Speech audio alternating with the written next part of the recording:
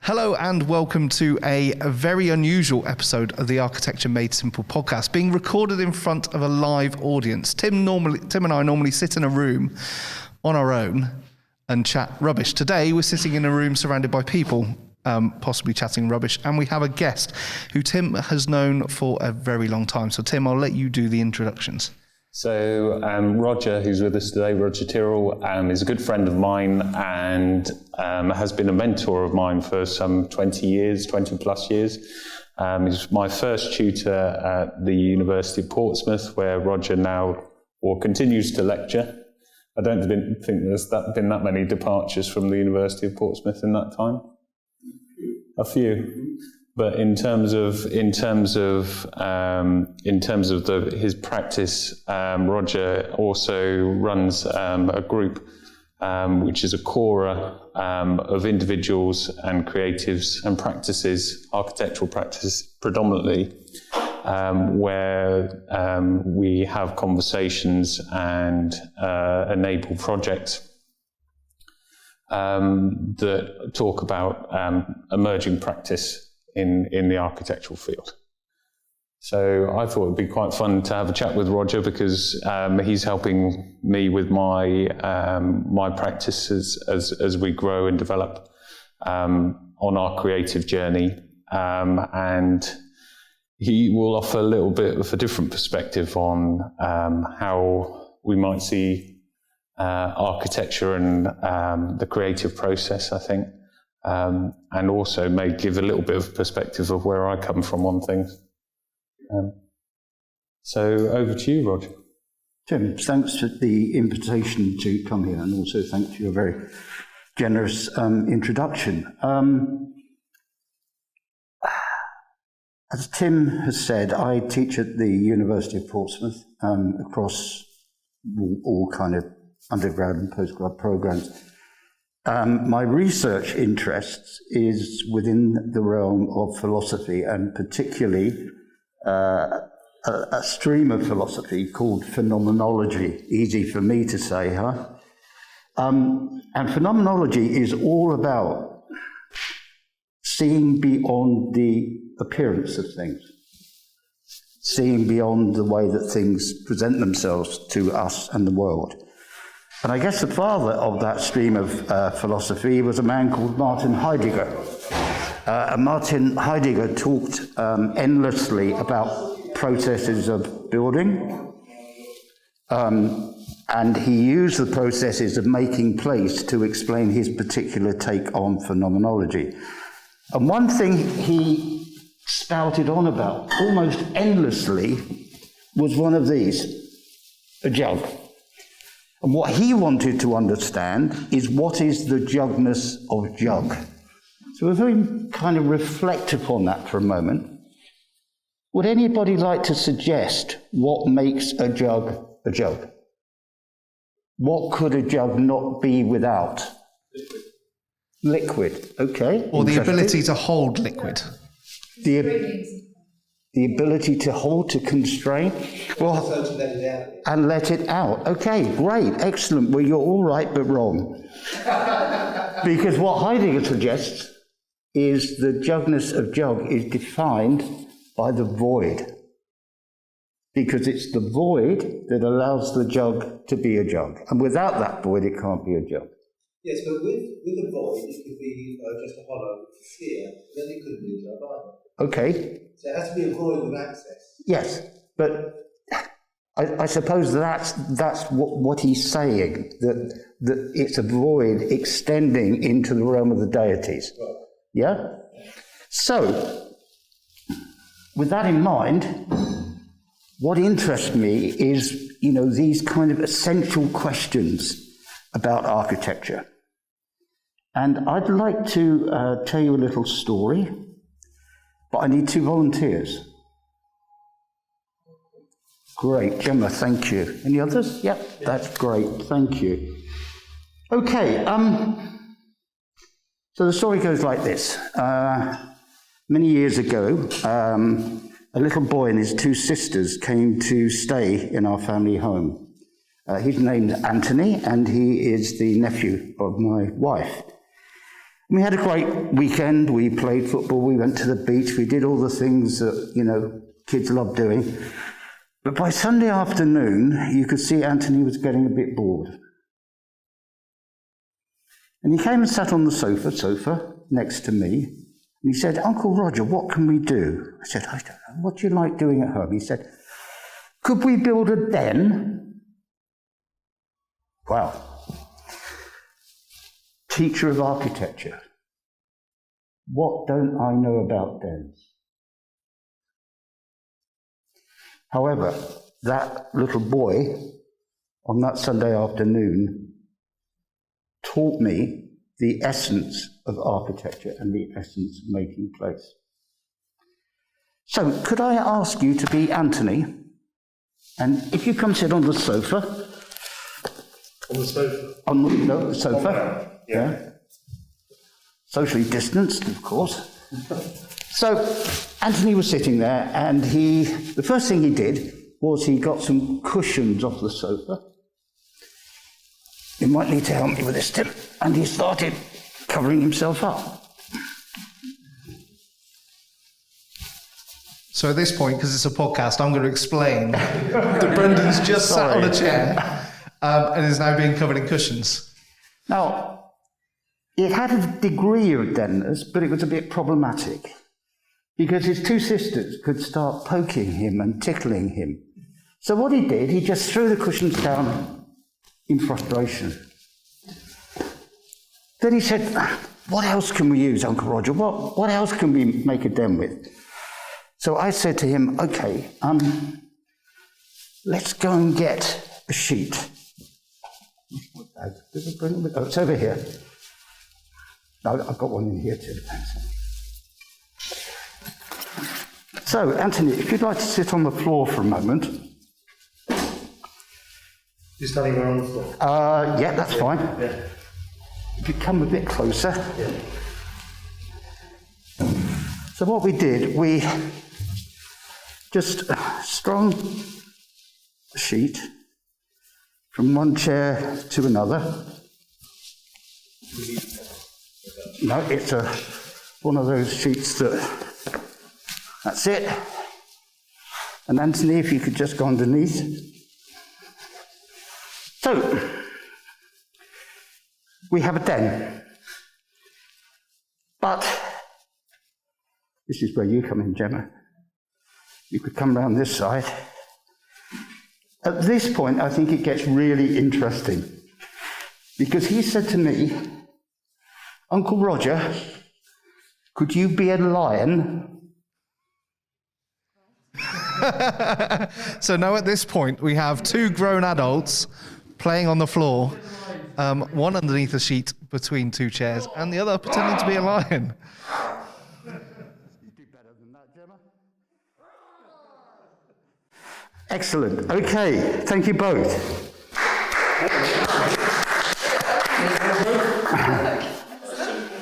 Okay, so what Anthony did intuitively was make place.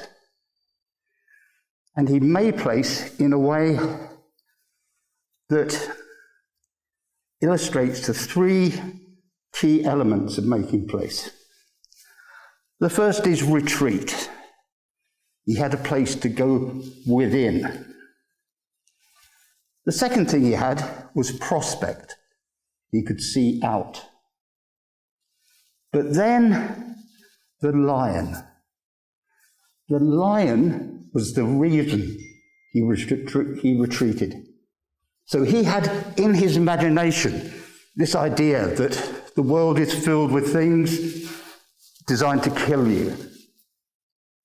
So we as humans retreat from that world. We have something that might mediate climate, which is the roof or the walls. We have to see out to see the danger coming or see the opportunity coming. Yeah, but we also have reason. So, on that Sunday afternoon, that little boy took me to the essence what architecture is about, the essence of what making place is about. And then I started to reflect on my own experience, and a couple of years back I went to the prehistoric caves in Lascaux in France. And those caves are kind of halfway up a hill. They overlook the plain below, but there's a watercourse running. So you can imagine those prehistoric cave dwellers retreating to that place because they had this amazing view across the plains. So they could see animals moving that they could catch and eat. But those caves also became a thing of beauty in themselves, where those prehistoric men and women represented their world by making those exquisite cave paintings. So that's when the human sophistication starts to enhance that very, very kind of primal condition.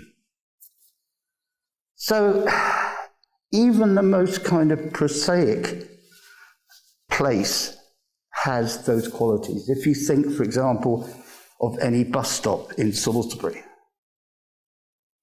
it has some sense of mediating the climate. You have to be able to see the bus coming. And the reason for being there is you want to catch that bus. And for me, I think it's really important that we learn from people like Anthony.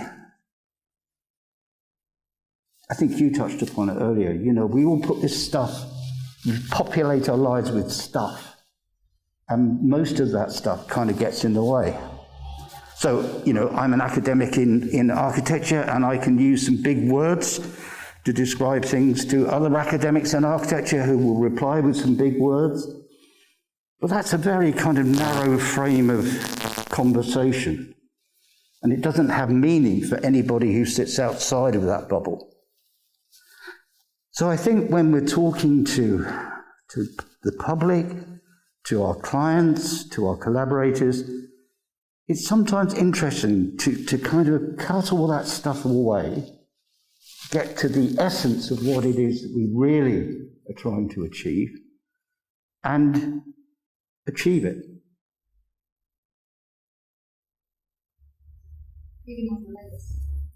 Keeping it fairly basic.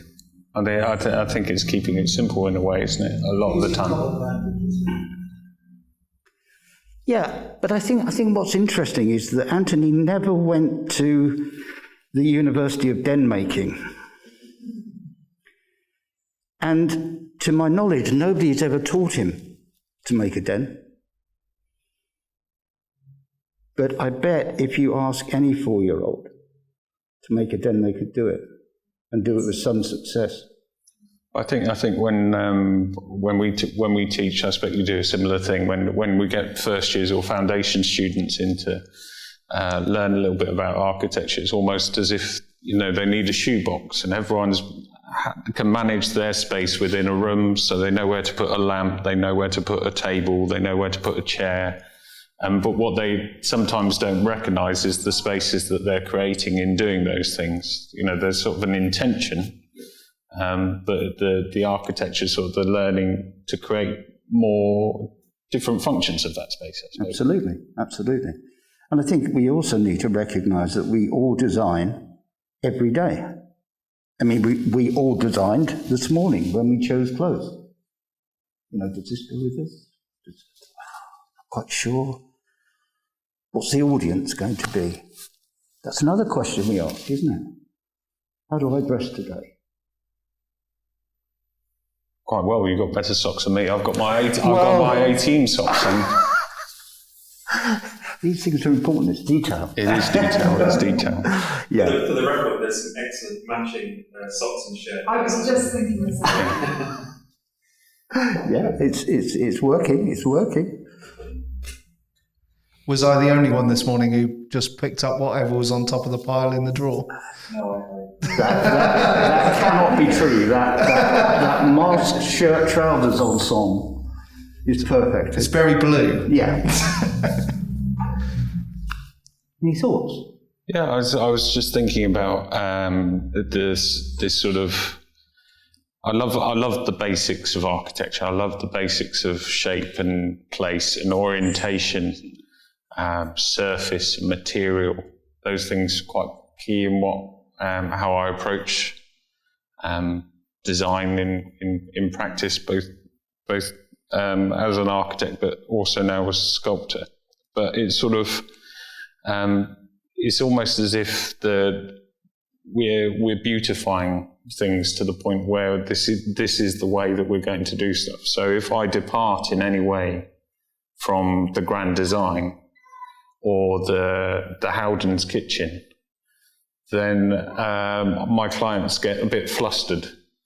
So the suggestion of using a different material that might be a bit rougher, that might be a bit more natural, that might be potentially in the long term biodegradable is not something that features. It's all about the longevity of or the, we've almost like focused on the beautification rather than the simple need that we just need shelter over our head. And another thing, just thinking about shelter, is that the most vulnerable I've ever felt in my entire life was when I took off the roof of my house.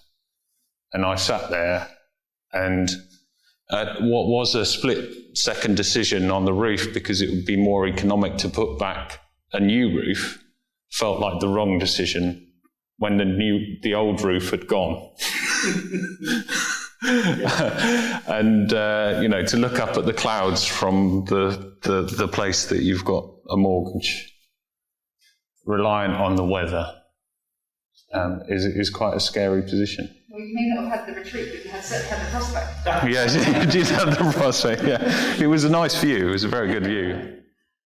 Can I ask a question about both educating clients and educating students? Is it quite complicated in asking them both to simplify things back to the very basics? Do people come with this preconceived idea that architecture has to be really complicated and focus on the small detail before you've got the basics right?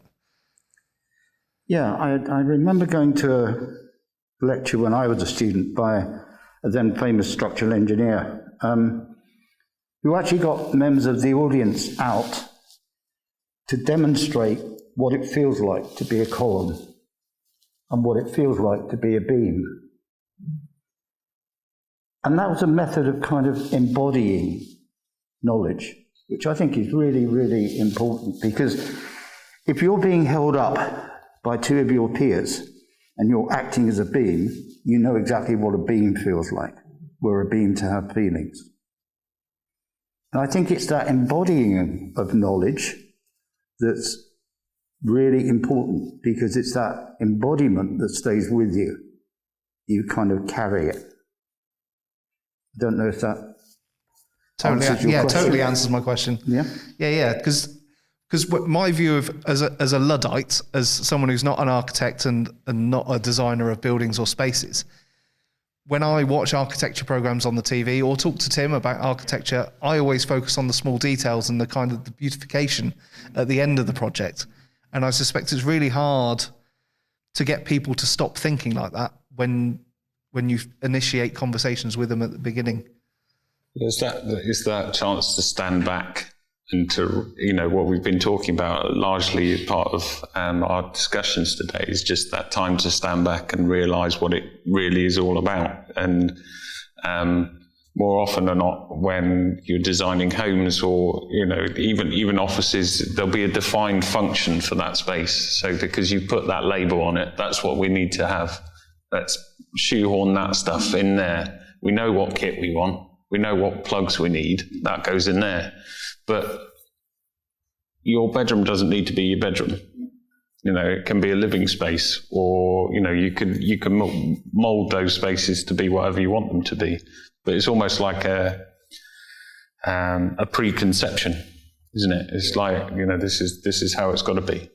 It's also, I think, sometimes clients, if they're spending a lot of money at, with architecture and the very idea of employing an architect, I think, for a lot of people is like, oh my God, how much is that going to cost? In a way, they want to be reassured by the sort of long words that you were talking about.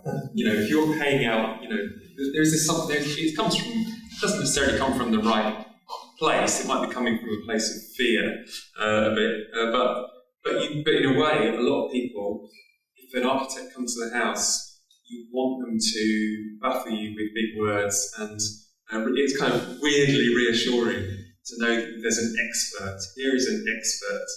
And I suppose at the heart of what you're saying is that great design is simple. In graphic design, in advertising, people often say that, what I want a solution so simple that you're almost embarrassed to tell me it. Because there's a bit of genius in that. But there's so often there's this urge for people, I was an expert, pay me money, just hit me with all of your long words and make me feel reassured that I'm in safe hands. Reassuring expenses. Why is architecture such a long degree? Why? Because a friend of mine, his son's gone to bed for 7 years. Yeah. Isn't that counter to the simplicity argument? Is it almost that people sort of? I think there's so many different factors that we have to take into consideration, and I think that it surprised me that it took just so long, and it took me longer than most.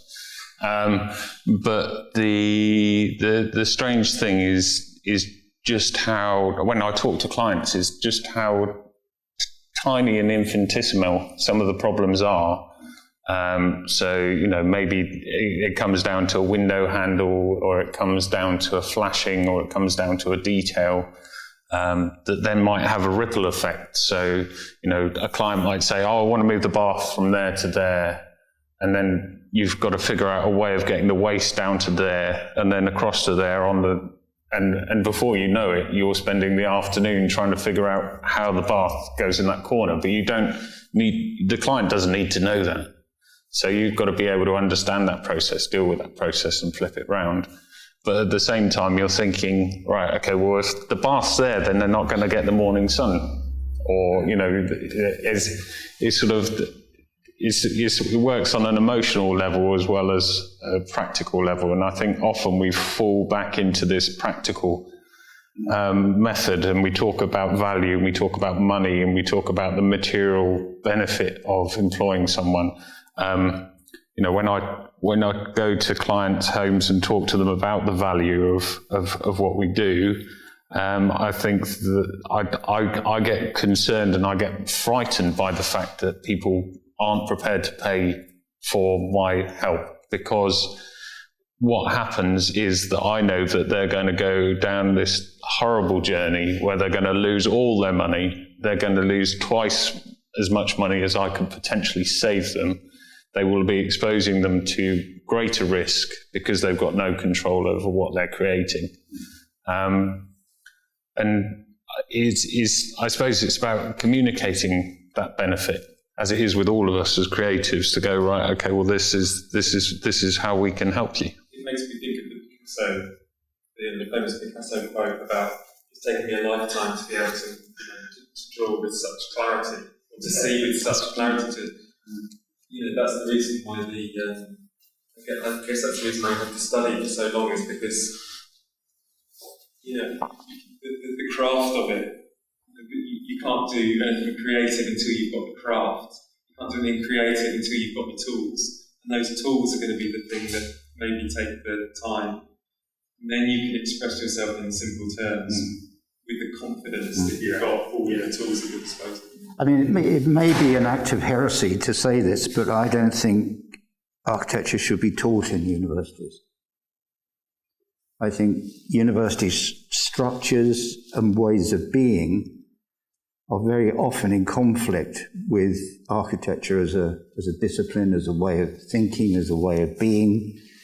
And also it has very rigorous professional governance, which I think is equally problematic, because that level of governance is about the practice of architecture, not the study of architecture. and I think they are subtly different. And there are some, very successful schools of architecture that are not part of a university, such as the Architectural Association in London. So I think that's problematic, but it was Frank Lloyd Wright, I think, that said, no one is an architect until they're 55. And I happen to say, because on the other side of that, thank God, that there's a lot of truth in that. And if I can learn from a 4-year-old, I can equally learn from a 18-year-old first-year student. Getting on a bit, mate. I've still got a few years to become an architect, though, by the sounds of it. But it is, I think, true. Yeah. I think that it requires that much time, actually, to go through the process of understanding the method of building. And it's only through probably the past 5 years when I've got a bit more on the tools and understood how things go together, by literally almost putting my roof back on, that you begin to go, all right, well, that goes with that connects up with this, and you can begin to kind of build on the knowledge that you have got, and of the communication and the relationships that you have with people within the industry, because you deal with such a variety of characters and individuals within that kind of project. But for example, I have a relationship with the university in Denmark, and in Denmark, the tradition is that you are not allowed into a school of architecture as a student until you've built something. I think that's fantastic. And would that just does it need to be a brick building, or would a shed do? A fancy shed? I mean, a shed would do. One of the areas of my research is into the architect Jon Utzon, who was Danish, designed the Sydney Opera House amongst a load of other stuff. And he built a beach hut for his grandfather. And that was judged to be enough to get him into School of Architecture in Copenhagen. So we just need to pop down to B&Q, buy some wood. Absolutely. And build a fancy shed. And then we're on the road. You're on the road. I think you're on the way, aren't you? That's your next project, isn't it? A fancy shed. Building a bar in my garden is my next project, yeah. So yeah, that will be my application to a Danish university to go and study architecture. I can't see the wife letting me go to university again. Oh, she would, I'm sure. I've developed quite a strong interest in the Bauhaus. Oh yeah. As a sort of and all the graphic design that went with that. I do occasional bits of teaching where I'm teaching scientists how to make better graphics, and in the process of researching that, I was trying to get back to the beginning of where we get a lot of the graphic design tropes, the kind of ideas. And the sort of fundamentals of simplicity, space, grids, geometric grids, that kind of thing.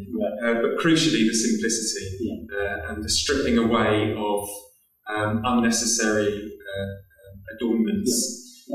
And I know that obviously there's a massive architectural element to the Bauhaus. Is that something that you studied or taught? I studied it when I was a student. In terms of teaching, it's part of my histories and theories course that I teach. But I guess with my interest in phenomenology, it doesn't really kind of align with the Bauhaus that helpfully. So I'm afraid I guess I've left it behind in my wake a bit. But I think it was a fascinating movement and one of those tipping points in kind of cultural history. I think as a movement it's very exciting. And I think the collective that was formed there was just something else. And I think that, that there are a lot of lessons, a lot of change that happened within a very short space of time. Why doesn't it fit with phenomenology? Is it because phenomenology is more philosophical and abstract, and the Bauhaus is rooted in the sort of practical? Yeah. Yes, essentially it is that. But also that perhaps the Bauhaus had some unintended phenomenological threads within it. But that wasn't what drove it. It was driven by, I think, a whole set of cultural conditions that surrounded it, that enabled that to happen. It was a bit like you were saying earlier, if you're open as a human being to those shifts and patterns that are surrounding all of us, then you can pick up and respond to them.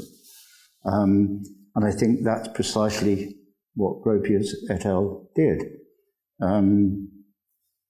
I think they also identified a kind of social, political, and economic set of drivers that required a change in the way that we approach art and architecture culturally.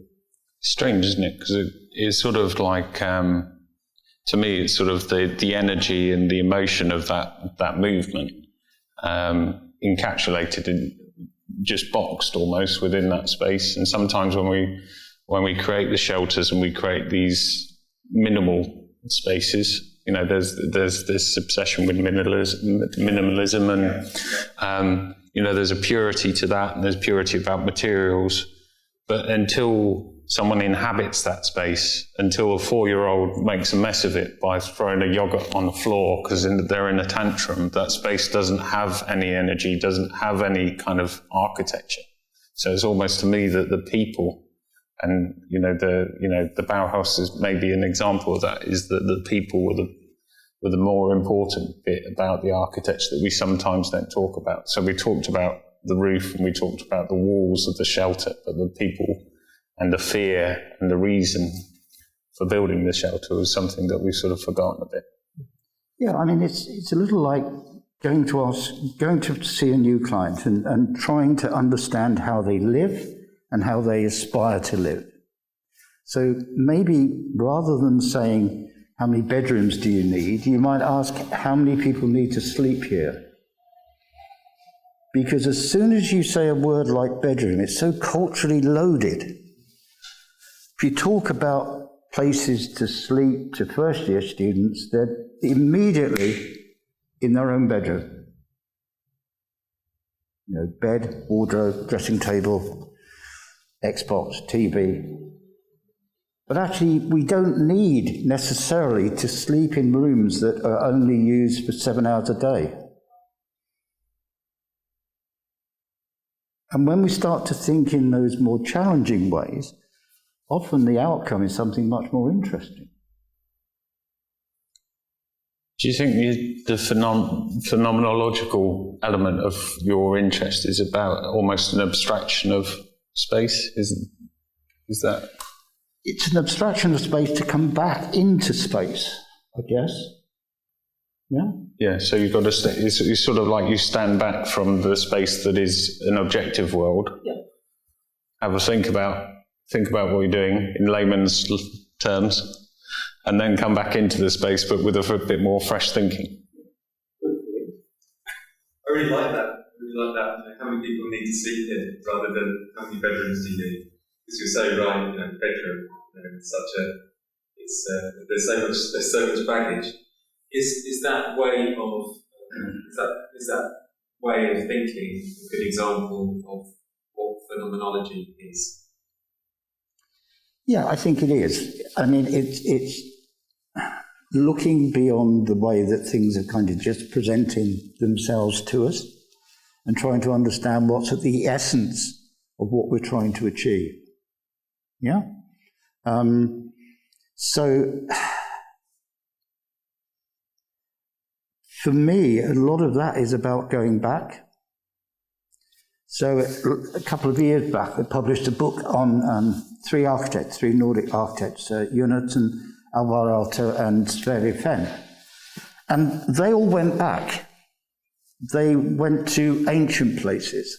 They went to places like Eight Ben Haddou, which is a beautiful mud brick village in the High Atlas Mountains. Because what they discovered in those ancient places was what the core of architecture actually is. And it isn't about, amazing spaces, or it isn't about grand designs. It's actually about how we respond to how people live, how people want to live, or their ambitions in terms of how they want to dwell. Yeah? And I think it's by doing that that we reacquaint ourselves with the essence of what these things are. So famously, Fen said he went back to Morocco not to discover anything new, but to rediscover what we'd forgotten. And I think that's a kind of interesting take on the world. And I think that's a really lovely way of ending this conversation, I think. I think that's a really nice, succinct kind of endpoint. So thank you. Thank you.